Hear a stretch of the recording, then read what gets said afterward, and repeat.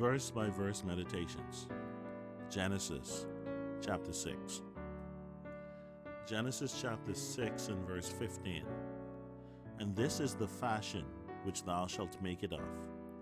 The length of the ark shall be 300 cubits, the breadth of it 50 cubits, and the height of it 30 cubits.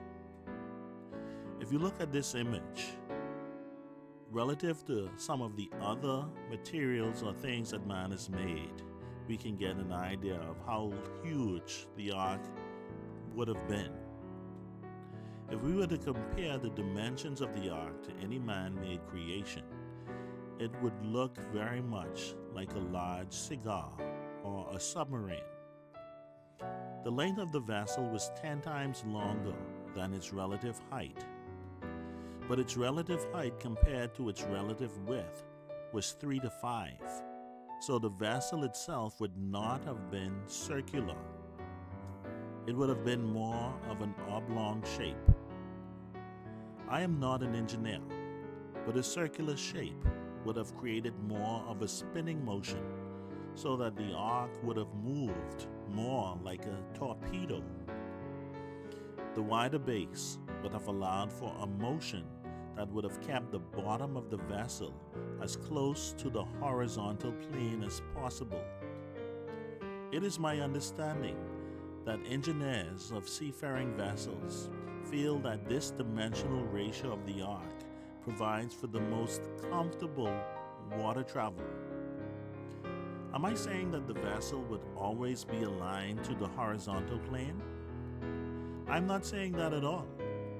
This vessel must be suitable to withstand the greatest storm this earth would ever experience. If we look at Exodus 26 and 30, and thou shalt rear up the tabernacle according to the fashion thereof, which was shewed thee in the mount. When God wanted his tabernacle built, as he did with Noah, he also gave Moses very specific plans.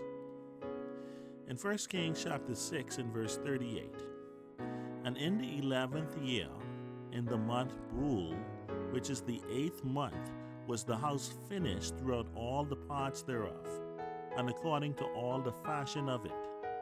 So was he 7 years in building it. Solomon, in building the temple, was very careful to follow the specific details that his father David had given to him. In Hebrews chapter 10 and verse 5, wherefore when he cometh into the world, he saith, sacrifice and offering thou wouldest not, but the body hast thou prepared me. In Philippians chapter 2 and verse 8, and being found in fashion as a man, he humbled himself and became obedient unto death, even the death of the cross. John chapter 2 and verse 19, Jesus answered and said unto them, destroy this temple, and in 3 days I will raise it up.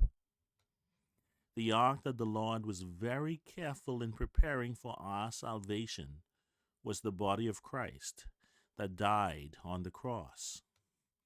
His temple is now a glorified body that still bear the marks of his death.